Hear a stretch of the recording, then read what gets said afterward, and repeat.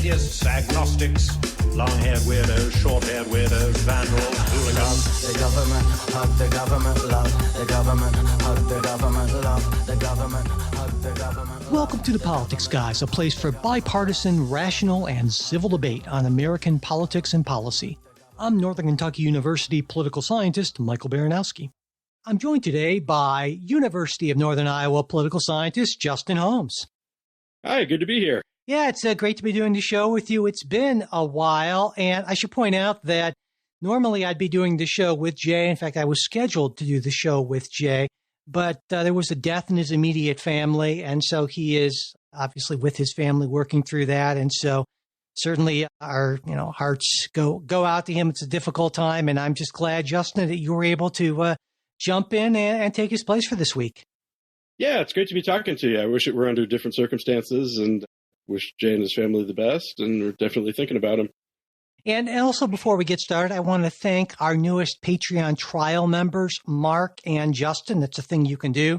Try us out, and if you like us, hang around there as a supporter. And also, one more thing before we get started, I wanted to mention it. I am doing something new. I've decided to start Substack, me and everyone else in the world, I guess. But it's not really political per se. It's just more kind of observations, politics, culture, life in general. God knows why anyone would want to read it. I hope maybe a few people do. But if that sounds like your kind of thing, hope you check it out. It's free and worth every penny, I promise.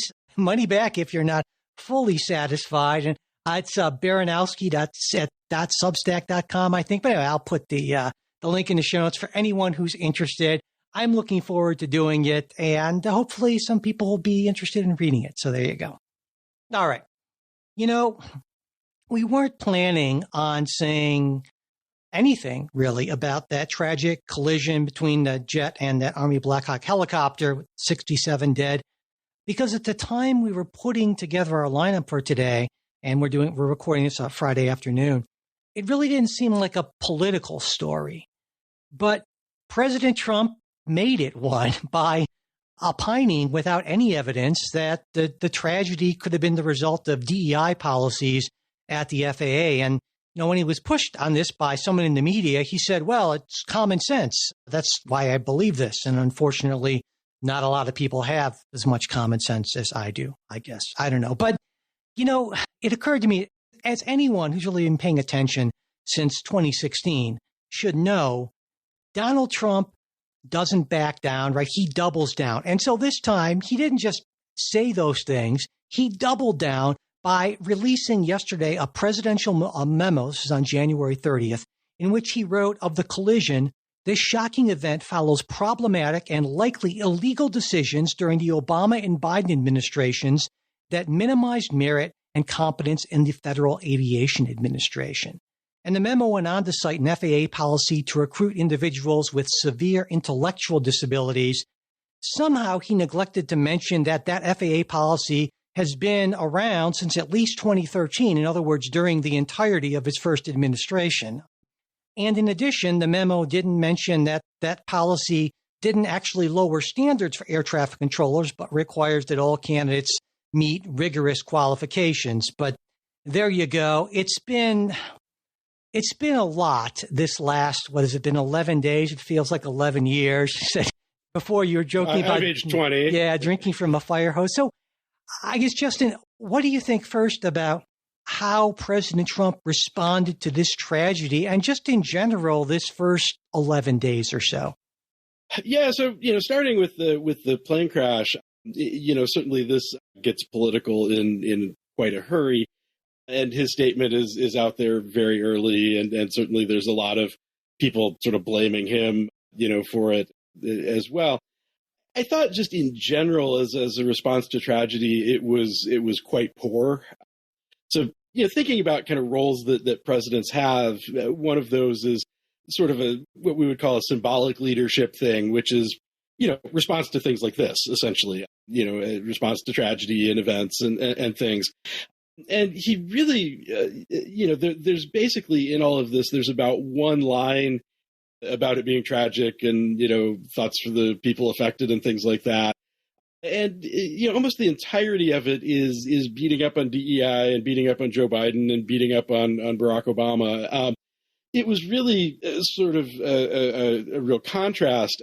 Harris and Obama both had statements on social media that were very gracious, not at all political, et cetera. And it's just such a contrast where, he fielded a question at one point, was it yesterday, 2 days ago? Yesterday, I guess it was, where the reporter asked, are you going to go to the crash site? And he said, well, what do you expect me to do? Swim? And I can't think of a response that would be much less good.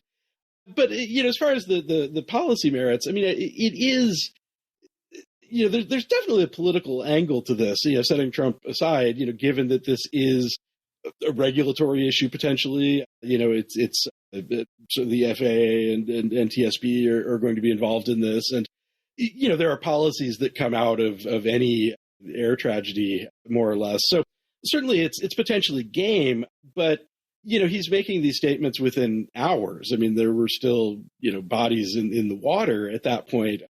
And just to assert a cause, is it just struck me as over the top and inappropriate. I mean, we'll see what the ultimate cause is, but, to assert that it's DEI, one, you don't know what happened, in terms of cause.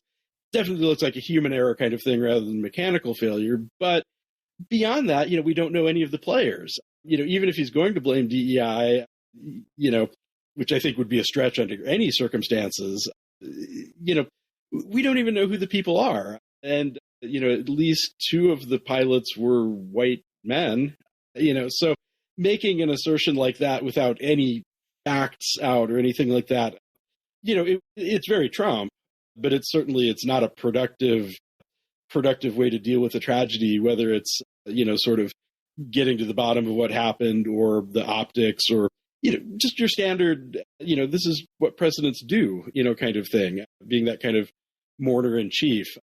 I go back, one of my favorite presidential speeches actually is Ronald Reagan after the Challenger accident. And that is a fine piece of oratory.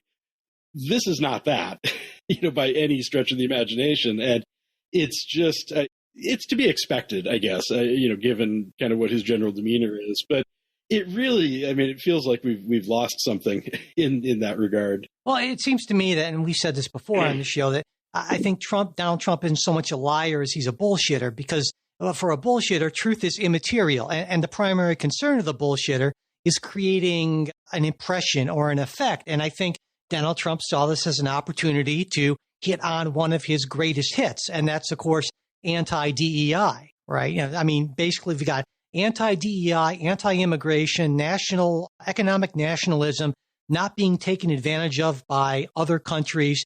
Those are pretty much his big four. And most of what he says, I feel like, slot into one of those things. It's not like he's particularly a policy guy. I don't think he really cares about that. If we want to go into policy, and I think at some point we will, it doesn't take a lot of thinking or deep thought or deep analysis to say, oh, by the way, Reagan National, busiest main runway in the country, short runways along the Potomac River. It sets in that protected airspace. It has to share that airspace with military helicopters. And oh, by the way, Congress added more long-haul flights to Reagan National, despite the fact that the airport authority said, don't do this, because apparently one of the main reasons was more members of Congress wanted to get direct flights home that were convenient for them. But, I didn't hear any of that. I also didn't hear anything about understaffing at Reagan and many other airports. The fact that adjusting for inflation, air traffic controller salaries in real terms are actually less than they were 20 years ago.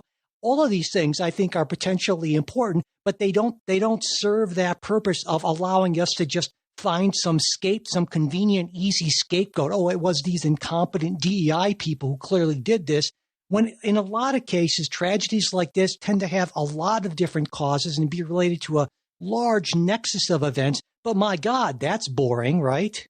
Yeah, there's a YouTuber and a Facebook guy I follow who actually kind of deconstructs air crashes. He's a Swedish pilot. And the metaphor, and I think this is a common pilot one, but is kind of the holes in the Swiss cheese lining up, that when there's an accident, normally things, something that might go through one hole, it won't go through another. But, on these occasions when there is an accident, it's not a monocausal thing. It's that lots of things went wrong simultaneously, but gosh, that's not a fun story politically. You can't do anything with that. So, yeah, I mean, and I guess pulling back more generally, just everything that's happened in this last 12 days, in this last week, the period that we were looking at to figure out what to talk about, it's just been overwhelming, really. I mean, we're not even, right, literally like an hour or two before we started talking here this afternoon, there was an announcement about those 25% tariffs on Canada and Mexico and 10% on China, not related to economic stuff directly, but because of immigration and fentanyl coming into the country. And it's just, it's clearly, I think it's clearly by design, but it's just been a lot, especially I think after the more sedate, I'll call them, last few years of the Biden administration, right? I mean, and so I know that right away when I started thinking about the tariffs, like, well, is it just a gambit? Is it even legal? How would it work? What would the effects be? I don't know, but I know, but by the time that we start digging into this, there are going to be half a dozen other big things that the administration does. And I don't expect this pace to let up anytime soon. To me, this was the plan going forward, and it is frankly exhausting. At least that's my take. What do you think? I think exhausting is a great word for it. We had a department meeting the other day and everybody just looked kind of shell-shocked. And we're all following this stuff very closely because we have a professional obligation. And yeah, it's so much. And I think this is a real contrast actually to Trump 1. If you look at that transition, there was a sense that I almost feel like he was surprised that he won to some extent. I've heard chatter about that and how much salt you need to take that with, I'm not sure. But, there were some stories kind of on background that they had no idea how many people they needed to hire and staffing and things like that. And, this very much has the mark of they've been gearing up for this for a long time.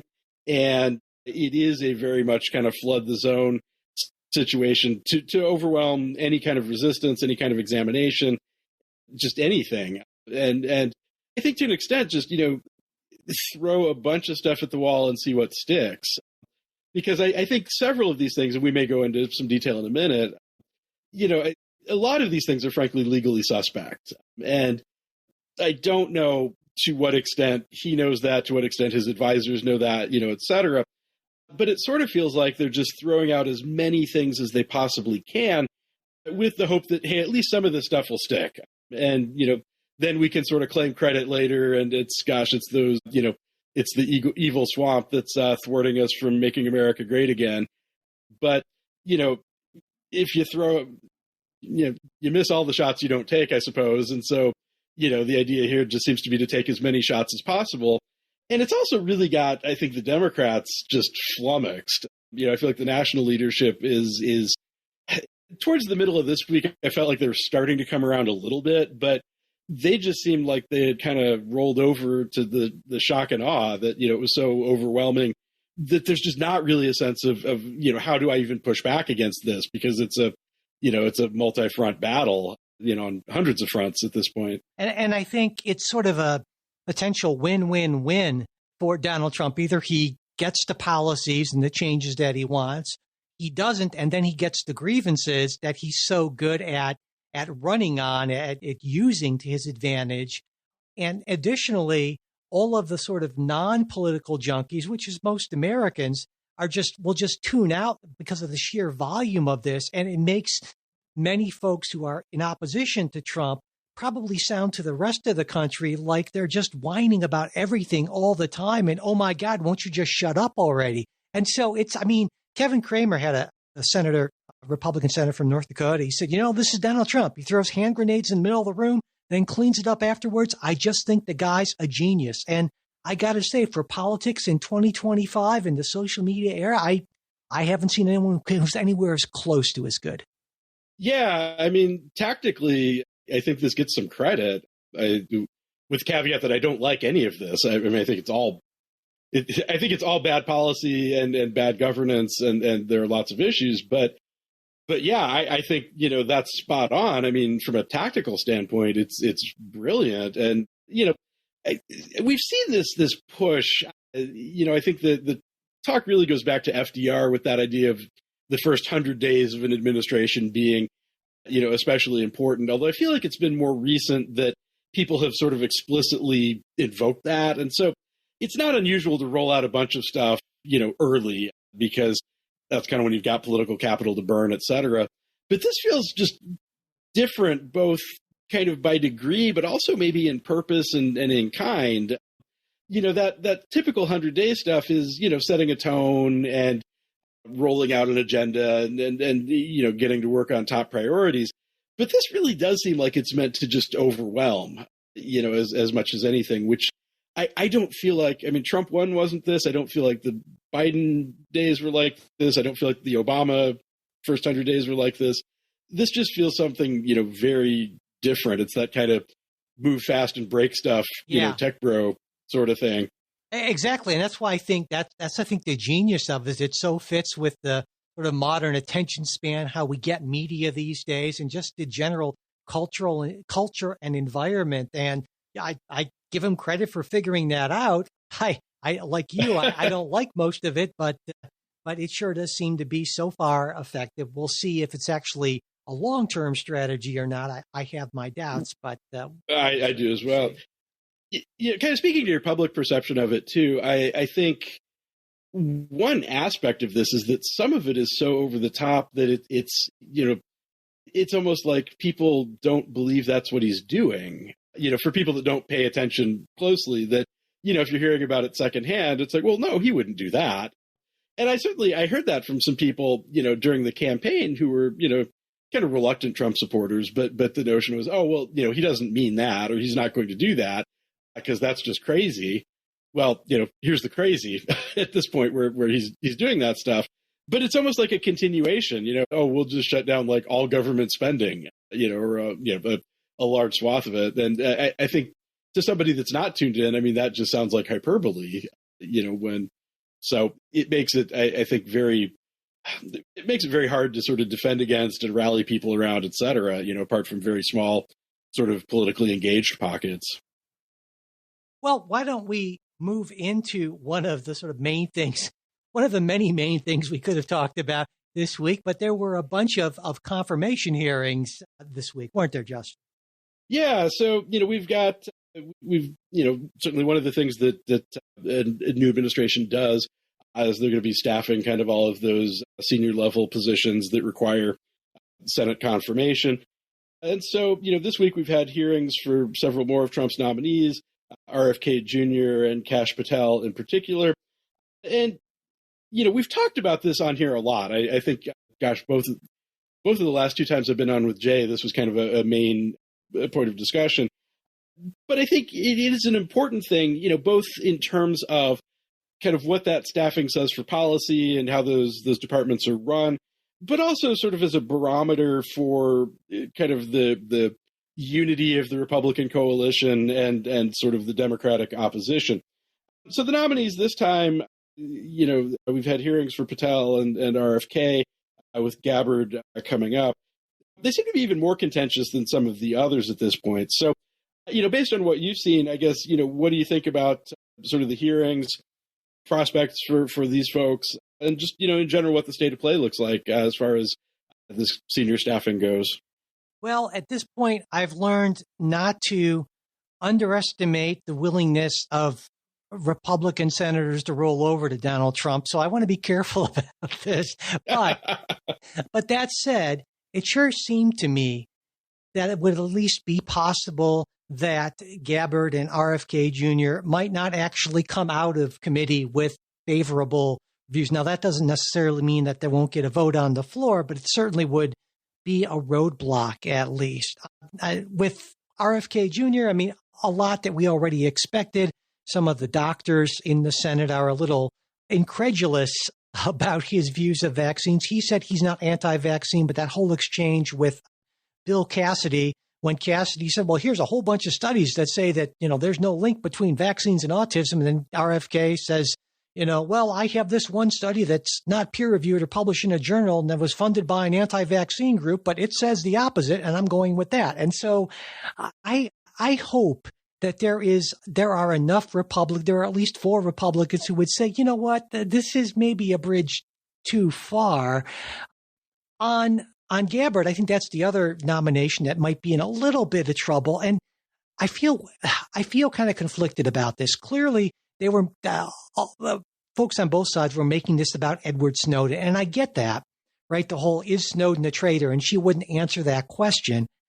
But there's something about her answer that I kind of like. She said Snowden broke the law. She didn't agree with or support all the information and intelligence he released or the way that he did it, but he released information that exposed egregious, illegal, and unconstitutional programs. And I thought, well, you know what? I don't disagree with much of that. In fact, I agree with most of it. And so part of me kind of admires her for not taking the easy way out like maybe RFK did and just flat out lying and said, I'm not anti-vaccine. So it's a weird kind of integrity, maybe, in a way. I think she maybe is shading the truth more than a little bit when she said she's changed her views on Section 702 of FISA. But I got to say, she sort of, even though I disagree with her, I don't think she should be anywhere close to being anywhere in the intelligence community. I feel like there's a certain element that kind of almost impressed me in what she had to say. I hope neither of them gets confirmed. I think Patel will. He said all the right things, right? I won't politicize the FBI, that kind of thing. But maybe I'm wrong with my prediction from late last year, and maybe Gabbard and RFK Jr. don't, in fact, get confirmed. And to me, that would be saying that something positive, saying that the Republican-controlled Senate is not just always and invariably going to roll over to Donald Trump, and good for them. Yeah, I'd be inclined to think that RFK probably has the most challenge here. He's just got such a long track record of strangeness, and with Jay and I mean, we harp on this, but the dead bear and the whale on top of the car, and it just so much. I'm sort of mystified by him. I mean, I think that the issue here is that Trump wanted to pick up that handful of votes that he had out there, and so kind of threw this as a bone to his supporters. But this is somebody that is just a walking red flag in so many. He's got personal problems. He's got weird policy positions. He doesn't really have any meaningful experience in any of this. And there were several moments where he seemed to not know the basics of Medicare and Medicaid and that hilarious exchange. Yeah. When he was asked to explain part A, B, and C, he just seemed like he was just making stuff up. He's like, I don't know. It's like you would think you would do a little cramming before it would be good to know something about the department that you're in. And not only that, but to me, more than the weird personal things, not just not seeming to have bothered to do his homework to prepare for this about the agency he's supposedly ready to lead, but also saying, yeah, I know I have these conflicts of interest. And, Senator Warren pointed this out when she said, well, will you stop taking these referral fees from suing drug companies and potentially being able to manipulate that in this position? He just said, nope. It's like, well, okay. Well, there you go. He's just, like you said, he's a walking red flag. And it's a moment of candor, at least. There you go. Yeah. So, God, talk about a disastrous nomination. But we'll see. I've said this about several of them. I mean, it's you could make a case for somebody with personal baggage but a lot of skill, and I'm not sure that you should, but you could. And the metaphor I keep coming back to is, I listen to a lot of classic rock, and you have to spend a lot of time separating the artist from the art, in many of those cases. And you could do that, but you look at somebody like Hegseth or RFK, and they're just bad all around. I mean, they're not. We're not looking at somebody who's like a brilliant public health mind that's done some weird stuff, like a bunch of heroin.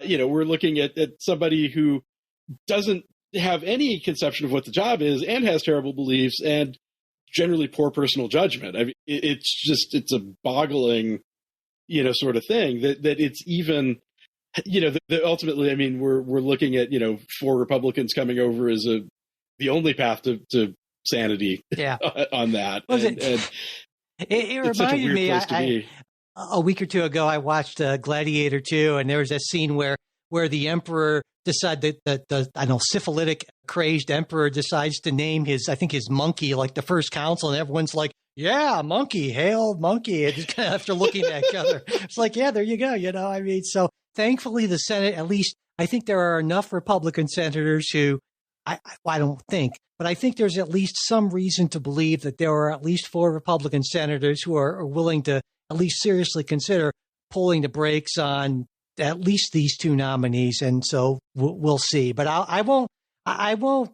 go back from my prediction. Again, I still am amazed at how when push comes to shove, those sort of political calculations tend to overcome almost everything. So I hope they're not confirmed, but I won't change my expectation that they will be. I think that's absolutely fair. So there we go. All right. Well, all right. Why don't we move on from confirmation hearings to the crazy week when it came to federal funding, frozen, unfrozen, who knows what's going on? I don't know. Do you, Justin? Nope. Okay, let's move on to our next story. No, there's a lot to unpack here, but yeah, this one has just been wild. So yeah, kind of as you said, we've got this freeze that is a temporary pause of grants and loans with no clear parameters about what programs that actually covers, and that temporary how long is that going to be. Ostensibly here again, it's to root out DEI, which seems to be sort of the theme of the theme of the week. But it's really just created just absolute chaos. So there's the order, there's a lawsuit, there's an injunction, there's a second order sort of walking back the first. Then the press secretary says, well, no, the freeze is still in effect, which, and so on. And so, yeah, I think, chaos is a great way to describe it. And I think this is a huge deal and probably the biggest deal of anything that he's done to date in terms of implications for government. I don't know. I'll kick it over to you for a minute and then back and forth. Yeah, it seems to me from what we know now that this didn't go through the channels it was supposed to. It should have gone through Stephen Miller, kind of the main policy guy, and he didn't see it. And OMB, I don't know, maybe they were just having some kind of a late night party and said, hey, let's write a memo. And there they went. But, the White House press secretary, Caroline Leavitt, she's actually, I think her point was correct, but she made it rather poorly, which is problematic for a press secretary. Because what she said was there's the executive order that directs agencies to do things like freeze funding. Then there's actually the implementation by the agency. And the point she was making, as best I can tell, and that's never good when it's as best I can tell and we're talking about the press secretary, but as best I can tell, it's that Trump still wants the freeze, but the way OMB attempted to implement it is being pulled in part because, well, she said the main reason was because of the confusion about the federal judge who put the hold on that sort of thing. And I read the OMB memo on this, and I think you can make a very good case that it violates the Administrative Procedures Act. The whole arbitrary and capricious, I mean, it implicates potentially trillions of dollars in funding. It goes beyond, it seems to me, the statutory authority that's granted to OMB by Congress. And not only that, but there were questions about whether or not this runs afoul of the Impoundment Control Act in 1974, which doesn't allow deferrals based on policy grounds. There's just a lot going on here, and any other administration would have probably taken quite a bit of time to roll this out to make sure that they had all their ducks in the roll. But this clearly wasn't the case here, right? And so it seems to me this was a huge misstep right out of the gate. You would think they would have had this much better prepared in the communication lines. But clearly in the chaos of everything, this was a big one that got away from them. Yeah. I think one possibility here, and I never know with Trump, in terms of what he thinks he actually has the authority to do and what he doesn't. You could make a case for doing a freeze of some sort as a challenge to the Impoundment Control Act, which, I'm inclined to think that the Impoundment Control Act is a pretty good idea, and it's really grounded in things going back to the foundation, that, Congress has the power of the purse and the president really doesn't have, that kind of discretion. But, one possibility is Trump just thinks he can do this, which I think in his mind he probably does, because I think his conception of presidential power is vast, to put it mildly. On the other hand, a lot of these things, I think, this and the birthright citizenship EO and things like that, as much as anything, I think they're set up to tee up legal challenges to go to the Supreme Court. This one, I think in particular, though, it's from a strategic standpoint, I don't think it's a winner. You could do kind of a smaller impoundment of some little program somewhere, expect to draw the lawsuit. That's maybe even the goal, with the goal of overturning the Impoundment Control Act altogether, which, is not outside the realm of possibility, certainly. But this isn't the case to do that. I mean, this is just, sledgehammer to the foundations of the branch. And, just the facts of this case, I think, make it not a winner. If you wanted to if you wanted to mount a legal challenge to this, and I think we see this with lawsuits all the time, where, the Supreme Court, they might have a direction that they want to go with something, but, they'll wait till there's a case where the facts are kind of a slam dunk for what they want to do, rather than, take a case that's kind of iffy. And this is a case that's more than a little iffy, in terms of this. I think it also has just massively negative effects. I mean, the chaos here is highly problematic, and it's unclear who's got money and who doesn't. I mean, I had students asking me, do I get my financial aid this semester? And the answer to that was clarified as a yes. But when you have people asking those questions, it seems to have shut down a bunch of NIH-funded studies, a bunch of NSF-funded studies. Just saw a report today that people are starting to not get paid, who are working under those things. And, this is just massively disruptive to a lot of things that are pretty important. I think, often opponents of government spending and government research and funded research and things, I mean, they'll trot out something that sounds a little goofy and oftentimes misrepresent it somewhat. But, this is fundamental stuff. And some of these are really long-term projects that, if you throw a disruption in the middle like this, they're just done. I mean, you're losing years of research that you can't just kickstart, even if we, decide to turn the money back on at some point. I definitely agree with that. I think the conservative argument, at least part of it, is that this move maybe in some ways makes a lot of sense because it's a big shot across the bow, saying to this entrenched deep state woke mind virus bureaucracy that, hey, you've hit all the buzzwords. Yeah, there you go. I tried to put them all in there, but if you don't think we're serious about rooting out every last vestige of DEI, you just watch. We will shut this whole mother down if we have to. And do you really want to go there? And in that sense, you can make that argument. I would say also, it's an interesting legal argument. You talk about the Impoundment Control Act. I'm inclined to believe that it's probably constitutionally okay, but it raises an interesting question because the conservative case is that Congress's appropriation power sets a ceiling on executive spending, not a floor.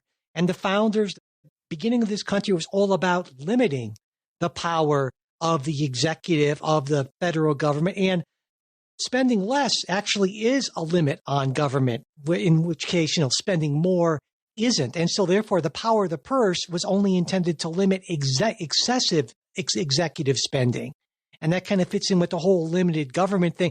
I mean, I certainly don't think that that's the most compelling argument, but plenty of people, including the OMB director, the nominee, Ross Vought, he told the senators during his hearing that, yeah, that's fine because the Impoundment Control Act is in fact unconstitutional. And I certainly could see the Supreme Court, at least maybe 3 or 4 justices on the Supreme Court going for that. I'm not sure about a majority, but it sure wouldn't surprise me. But I agree with you that ultimately this was not the way to do it. You'd like a much cleaner case, and this certainly isn't it.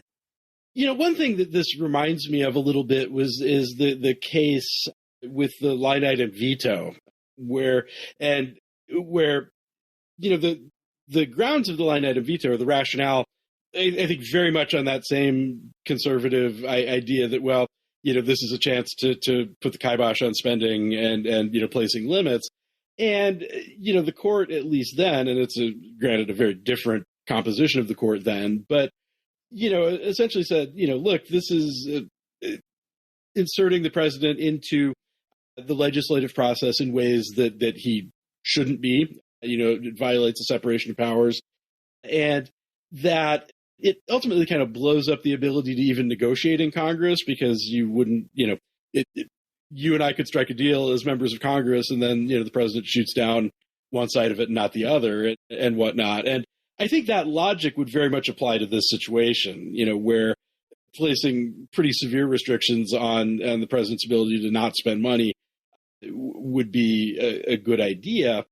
But, you know, that decision was, gosh, going on 30 years ago, I would suppose. I don't remember. It was a Clinton era decision. And so, you know, with the court being so very different now, I think there's probably 3 votes easy to toss the Impoundment Control Act. And frankly, 2 or 3 more, I wouldn't put it by him.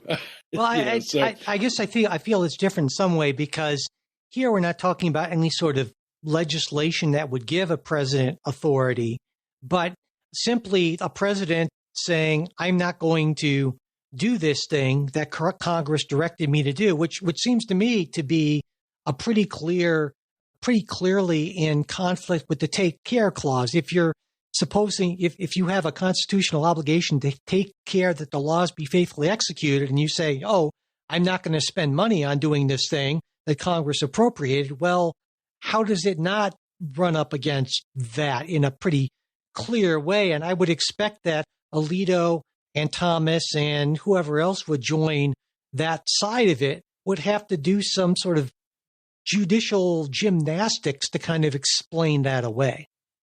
I'm sure they'll find some way to some way to read the minds of the people that wrote the Constitution, and clearly it doesn't mean what it says it means. But yeah, I think you're spot on with that, in that, you know, the language there, I think, is pretty straightforward. I mean, there is, I suppose, I mean, the president does have some discretion on some things, but, and again, I guess just back to kind of my point earlier, you'd have a much cleaner case if it was a little bit of discretion, you know, instead of we're going to turn off trillions of dollars of previously allocated spending, you know, through an EO. You know, that just seems like a tough case to make.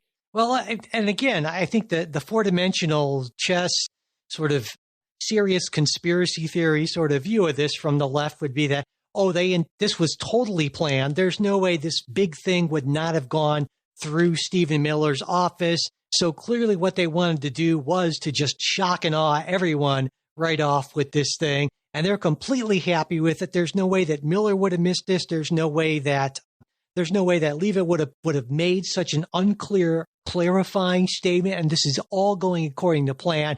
This is just part of the bigger plan to win until we get sick and tired of winning, at least on the right. And I think, you know, to some extent, even if it's shot down, which, you know, I think there's a reasonably high probability that it would be, there is, I think, a lot of kind of compliance anyway, you know, and so to an extent, I feel like they're getting sort of what they want, you know, with people leaving and firing people and shutting down programs and things that just may not restart, you know, even in the, you know, even 2 years from now, if this is a loser at the Supreme Court, that's 2 years where they got what they wanted on some level. Yeah. So, do you expect that this will come back in some other form, given what given what the press secretary has said about that order, of course, not Donald Trump would never rescind one of his own orders, right? But do you think this is going to come up again in some sort of more targeted way? I think it could. A good parallel to this actually would be the Muslim travel ban from his first administration. God, he tried that, 4 or 5 times. He was kept on going at it. Take another whack. It was number 3 that stuck, if I'm not mistaken. Yep. But it was, throw out something really broad and get that shot down, throw out something a little narrower and get that shot down, and basically just kind of keep tweaking it until it slides through. Now, that's a smaller piece of policy that I feel like you can, I don't know how you shrink this action in an iterative process like that one. I don't know what that looks like. Whereas the travel ban, it was just kind of like, keep expanding it until it doesn't look like it's targeting Muslims, even though it's mostly targeting Muslims. And, that just as a small slice of policy was more doable. But I do think that there could be something like this going on where, we get an injunction, we get a refinement, we get another injunction, and they just kind of keep scaling it until it's something that does fly through. I have no idea what that looks like because, frankly, I don't even remember which day this happened now, but, I certainly didn't wake up expecting anything looking like this, and so. Well, that's the thing. It all happened. It all happened. The memo went out and was rescinded within a space of 48 hours. It's just mind blowing. It's like I said, drinking from a fire hose. It's just really difficult. And I can't imagine, the people that listen to this podcast on, I don't know, Tuesday, it's going to sound like it's from 1955. Yeah, exactly. It's a whole new world. We're way past that now. What are they talking about? Exactly. So exactly. It's challenging, certainly, for sure. Oh, well. Any other thoughts? Never a dull moment. No, that's for sure. Any other thoughts on this federal funding freeze that was and wasn't and may sometime be again at some point? Yeah. One thought that I had, just in terms, I think this fits with kind of what our theme has been today as, these shock and awe tactics. But I think one thing that bothers me with this, and it's sort of consistent with Trump in general, but, I'll admittedly pretty liberal on policy, but I am sort of conservative on implementation, and there is this kind of older version of conservatism that arguably in both directions, whether, addition or subtraction, is one of sort of incremental change. And, you could make the case that we shouldn't be spending money on some of these things, and that some of these things are wasteful and so on. And some of them probably are. I'll admit, not every penny that the government spends is spent in smart ways. But if you're going to do that, and we would expect a Republican administration to do that, that's their whole story is, they want government doing less and whatnot, to at least do it in a way that doesn't threaten to blow everything up. There's a way to sort of do this through normal legislation. There's a way to do this, give stuff a haircut around the edges, get the stuff that is kind of the low-hanging fruit that everybody thinks is a bad idea, et cetera. But what we're getting here is basically, let's just throw everything out without any sort of a backstop. And I think it reminds me very much of the attempt to get rid of Obamacare, where, what are we, like 9 years on and we still don't have a Trump healthcare plan. We're going to undo all of this stuff. And, Project 2025 wants to get rid of the NIH altogether, but basically wanted to kick it back to the states to do, fund research. Well, we don't have any of that set up, or even the inklings of any of that set up, or, anything else. And so, I think to the degree that we, I get that elections have consequences. You get a Republican administration, they're going to cut some stuff, and that's, that's how the game is played. But I think, this is just a really dangerous way to do it. The capacity that we stand the risk of losing, the research that we stand the risk of losing, and just with no backstop, there's not a plan B here at all. And, this is stuff that's really going to impact people. It's it's impacting people now. I mean, people that work in government and work on grants are people too. But this is going to have really broad repercussions, if we don't turn it off in pretty short order. And it just feels to me that, this isn't even conservative. It's just radical and quite concerning. Well, yeah, as certainly as we've pointed out a bunch of times in the past, that Donald Trump is not a conservative. He is a right-wing populist, and there's a big difference between them. More than that, he is a chaos agent, and sometimes chaos can be a good thing in a very limited sort of way. And I certainly see this with a lot of his nominees, right? These people who want to shake up the conventional wisdom, who feel like they're on the outs. And I get the appeal of that because I have this not so secret inner anarchist that just says, blow it all up, and that's fine. Well, that's not necessarily fine when you're talking on the individual level. It can be pretty awful. I speak from personal experience, but it's really bad when you're talking about hundreds of millions of people and trillions of dollars. And it reminds me, there was an old saying by Sam Rayburn, who was one of the most influential speakers of the House back in the middle of the 20th century. He said, any jackass can kick down a barn, but it takes a good carpenter to build one. And certainly Donald Trump is great at knocking stuff down. He's great at casting blame. But when it comes to actually doing things, well, it remains to be seen. And I think we saw a similar thing with a earlier figure, Newt Gingrich, who was great at, leading the revolution, right? That ended up ending literally generations of Democratic control in Congress. But he was just not very good at all at actually putting forward a clear, positive, constructive agenda. And those are two very different skill sets. And I get that a lot of Americans feel betrayed by the elites and feel like this is no longer their country and that people in power don't care about them, whatever that means to them. And so I can get that appeal of Donald Trump on those grounds. But it's one thing to launch that revolution. It's something entirely different to go into it with that mindset and try to build something new. And I haven't seen yet a whole lot of evidence that Donald Trump has the type of temperament that you need to be a good, careful craftsman of policy. Maybe I'm wrong, and maybe I'll look back in a few years and say, you know what, the tariff threats worked, and immigration's not a problem, and we're prospering, and it's all due to Trump, and I need to reevaluate my worldview. That may sound crazy, but I've done it once before. I used to be, well to the right of Jay. And so, it can happen, and I'm open to that. But at this point, I don't see a lot that suggests to me that it's going to go in that direction. But again, I'm certainly willing to let the results speak for themselves. Well, I'll buy you a red hat when that happens. Yeah. But I think one other potential thing here, that is, I think, a real political risk for him is, people don't always appreciate sort of the role that government plays. It's very easy to be, it's very easy to be kind of angry at the government and angry at specific policies. And I think Trump really does tap into that. I mean, people that just, feel like I don't recognize my country and, blah, blah, blah. But when you start whacking at things that actually do impact people's lives potentially in a positive way, things like, cutting off funding for medical research. I mean, that's stuff that wouldn't bear fruit for decades potentially.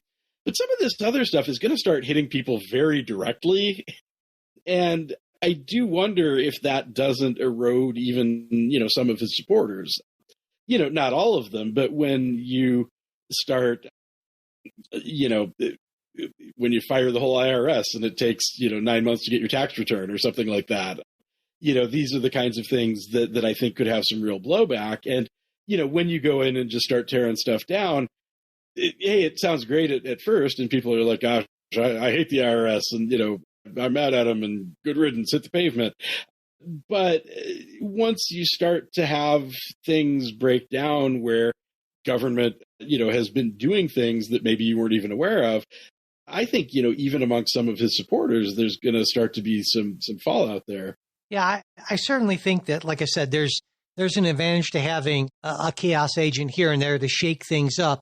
And this to me seems to be one of the potential real policy dangers of Trump 2.0 is that in the first administration, he was clearly that guy, but a lot of people around him were not so much like this. But now we're seeing it shape up where there are a lot more people who share a similar sort of outlook. And if anyone needs to have his immediate worst impulses checked, Donald Trump certainly does for his own good. I mean, I would say nothing else, and I certainly hope that there are still enough people in the administration who are doing that behind the scenes, and certainly we wouldn't hear about them if they're doing it because they'd probably lose their jobs then.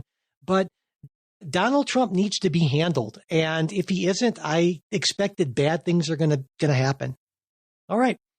So we have a little more time. I definitely want to talk about immigration and some of the personnel stuff, the personnel issues, the changes that Donald Trump is trying to make. Are those sort of things that aren't nearly as exciting, but I think they potentially have a much bigger long-term impact on government. But, I want to hold that for our midweek show because also it's not necessarily of the moment as some of this other stuff is. And so I thought we could actually end today with a listener question. And this is from Igor Elf, who asks, at what point should reasonable Republican voters realize that even if they believe they are not racist and fascist, that the party they support is the party of and for racist, fascist, and may possibly be enabling them? Is this even a thought or a concern that the right-leaning folks have? Also, if Democrats continue to roll over and play fair, play nice when it happens, when do reasonable voters start seeing them as enabling racist and fascists? And it goes on to say, I'd appreciate to hear the reasoning behind the answer, particularly the first one, and not just a blanket dismissal that the Republicans are not the party of and for racists and fascists, and without any whataboutism. And I guess in response to that, I'd start by saying I still believe that Republicans are not the party of racist and fascist. It's not a great brand. And the vast majority of Republicans aren't racists or fascists, but there certainly are some elements in the party who are like that. There's some pretty nutso people in the extremes of the Republican Party. There are some pretty nutso people on the extremes of the Democratic Party as well. But what do you think, Justin, about what seems to be the premise underlying this is that the Republican Party is, if not a party of racists and fascists, a party that is at least enabling them. And also, maybe this is something we can speak to even more, that Democrats, to the extent that we roll over, that we are actually enabling this sort of thing. Oh, yeah. I hesitate to speak for Republicans. Would be where it would be handy to have Jay around, this week. But, I think there is a variety of Republican positions. One thing that is a reality of a two-party system is that, there are coalitions, and there's lots of things that bring you to a party. And there are lots of reasons to be there, and that doesn't mean that you support everything. There's friction amongst, members of the party, et cetera. I do think that where things are a little different this time around, and frankly, even more different from Trump 1.0, is that, there is a sort of racist and fascist core that holds some power this time around. So certainly not, this does not speak to all Republicans in the electorate. It doesn't speak to all Republicans in Congress. And I think, we've certainly seen things off the record and occasional statements here and there where, there's some real pushback from some of those, even elected Republicans, at least quietly. But, there's some policy here. I mean, this DEI stuff we didn't really delve into particularly, but it's this free-flowing sort of racial grievance. There's very rarely ever a policy trotted out as an exemplar. It's just DEI this, DEI that. And, it's kind of like the old Lee Atwater strategy of, can't say the N-word anymore, but we'll use euphemisms. And, at least some of it seems to be that. And, I don't know on DEI and things if there will be pushback, but I think, on the sort of structural side, I maybe hesitate to use the word fascism, but boy, there is a real upending of the sort of constitutional order when it comes to executive power going on here that I have to think that some Republicans in Congress are not comfortable with, but so far, they're not willing to step up. And so, I'm not sure that that's forthcoming either, so long as Trump is kind of holds sway with a decent chunk of the electorate, so long as people are worried about being primaried, et cetera. I don't know if they will. As far as Democrats being enablers, I'm a little more familiar with this. There's spend a fair amount of time, too much time online, and there's, a lot of fight back and forth about that. And I think, some of this gets to questions of, how much, what's the party really believe? Are they, just kind of, a corporate party that holds out some of these social things to, appease people? And I don't know that I entirely buy that, but I think they need to sort of step up in terms of organization, if they're going to push back. And so far, they seem to have been really caught flat-footed. I don't know that there are too many of them, by and large, that are purposely enabling the Trump administration. But I think in terms of being a cogent and coherent and effective resistance, they ain't got it yet. And so, there are some real tactical problems there that need to be overcome.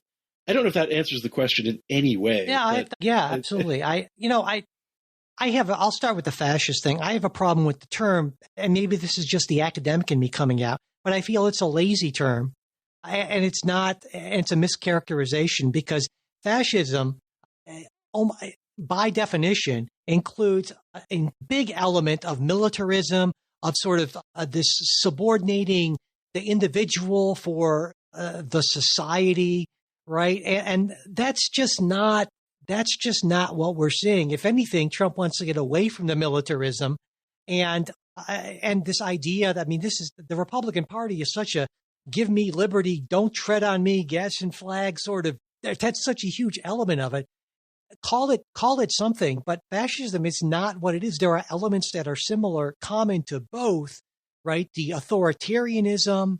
So if you want to call Trump an authoritarian, or at least authoritarian leanings, okay, fine. And also the whole fascist thing that brings in Mussolini and Hitler. And I think that's almost never helpful or useful when you bring them into the conversation, when you're not dealing with someone who's kind of at that level. And so I think it's just a term that is just not at all accurate, not at all helpful. And I guess moving on to the racist term, I would say certainly there are Republicans who are racist. There are Democrats who are racist. And I would point out to some of my friends on the left that there are plenty of people on the right who would argue that we're the racists by promulgating policies for generations that they would argue have actually kept people of color down in many ways. Now, we don't agree with those premises, but that doesn't mean that delegitimizes the argument or means that our opponents are arguing in bad faith. And so I just feel that those kind of blanket terms saying the Republican Party is a party of racists and fascists, it's both unhelpful and I think, generally speaking, not accurate, at least not if you're considering motivations. Now, if you want to say that Republican policies have led to worse results for people of color, I'm certainly open to that argument. And I think in many instances that's true. But I think making that other jump to saying, well, they're designed to be racist. I maybe the problem is that I talk to too many Republicans who just don't strike me as, it's like, okay, I think you're wrong, but you're not racist. I have this argument all the time with people who tell me, May hates gay people and trans people and wants them to not exist in the world. It's like, I'm sorry, but no, I disagree with almost all of her policy views when it comes to LGBTQIA stuff. But that doesn't mean also that there's that jump saying, well, she doesn't have a mustache, she's twirling, evilly saying, how can I eliminate these undesirable people? That's just not the reality of it. And I think also it makes it harder for us to find any sort of common ground. That's why I hate this idea that, well, if we're not outraged all the time, we're somehow enabling this, right? Because I think you said something about taking action. And I think, yeah, that's what you need to ask, I think, is if we on the left don't like what's going on, we need to take a breath, to step back and say, okay, recognizing that most of the public doesn't care anywhere close to as much about this stuff as we do, and understanding that they see the world differently than we do. And so therefore, we can run the risk of feeling really good about ourselves and patting each other all over the back, but alienating the folks who we need to come over to our viewpoint if we want to have the political power that allows us to enact change. And so by reacting to outrage with everything all the time, the sort of performative things like all of the Democrats on that committee that was reviewing the nomination of the OMB director boycotting the vote instead of just voting against, that sort of performative nonsense, that maybe makes you look good to your own core, but the Democratic Party has a real problem here. People don't like the Democrats. If you take a look at favorability, this isn't just me talking. Polling suggests that Democratic favorability is as low as it's been in like a generation or more. And we're it was like 32% or something like that. Somewhere in the 30s. We're not going to get that back. Like we're not going to get that back by doubling down on the sort of things that people don't like, non-Democrats don't like about us already. So that's why I just sort of reject that just general premise. If we want to enact change, if we want to make things better, at least in ways that we believe they're better, we need to strategize. We don't need to emote more. We need to plan more and better. And that's harder to do for sure. And it doesn't feel nearly as good, but that's what it's going to take. Anyway. And I agree with all of that. And I think there is, I've been watching a lot of kind of, liberal versus leftist fighting and most people use those as synonyms, but gosh, those two groups use those as epithets towards each other. And it is very much, kind of an establishment versus, outside, burn it all down, kind of perspective and stuff. And, I think there is some real sort of purity testing and things that I think really are not conducive to building a coalition. Just to go back to what I said a minute ago, in a two-party system, you've got to build a coalition. And to reiterate what you've got, that's going to involve working with all kinds of people and not running them off. And, I think, there are some people that are building those bridges. And I think there are some people that are, kind of so doubled and tripled and quadrupled down on the purity of their positions that good luck with that, in terms of building an apparatus. So it sounds like we're both bridge builders, Justin. Yeah, more or less. Yeah, burning the occasional bridge feels pretty darn good. Can't certainly. Depends which day you catch me on, I guess. But I'm feeling nice today. So. Yeah, there we go. So, all right. Well, on that note, we'll close again. Just want to remind folks, if you'd like to check out my Substack, of God knows what's going to be on there, but it should be. I hope it'll be interesting. Again, I have the link in the show notes, and let me know what you think, good, bad, or I always say good, bad, or indifferent, but it's like now it's going to take the time to say, I'm pretty indifferent about this, and I really wanted to tell you that. So, but in any case. I don't think anybody ever writes indifferent. No, pretty much. No, I don't think so. But also, if there is, we have a lot we want to talk about in the midweek show. We're going to focus on everything that's been going, a lot of this has been going on, immigration, and also some really important, I think, underreported stories about plans to make some big changes to the federal workforce that could have really long-ranging implications. We're going to get to that in the midweek show. And if you're a supporter, you're going to get that whole thing. If you're not, you're going to get the first 15 minutes or so, then get cut off with an annoying message from me saying, hey, why don't you become a supporter, and get the whole rest of it.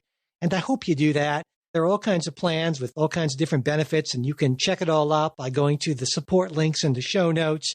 You also get to be on the Discord, which is a lot of fun. I say it's mostly a lot of fun for me. I'm on there probably way more than I should be. It's mostly a lot of fun. Sometimes it's like, oh my God, what's going on? But in any case, all kinds of stuff going on there.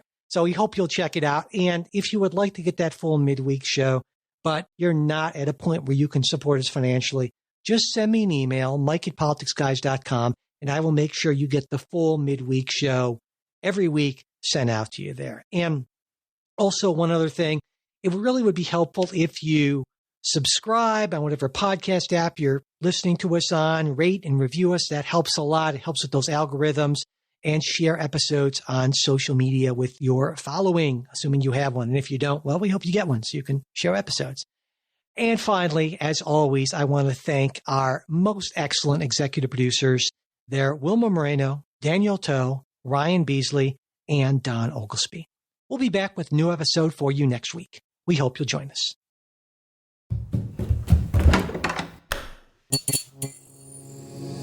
This podcast is part of the Democracy Group,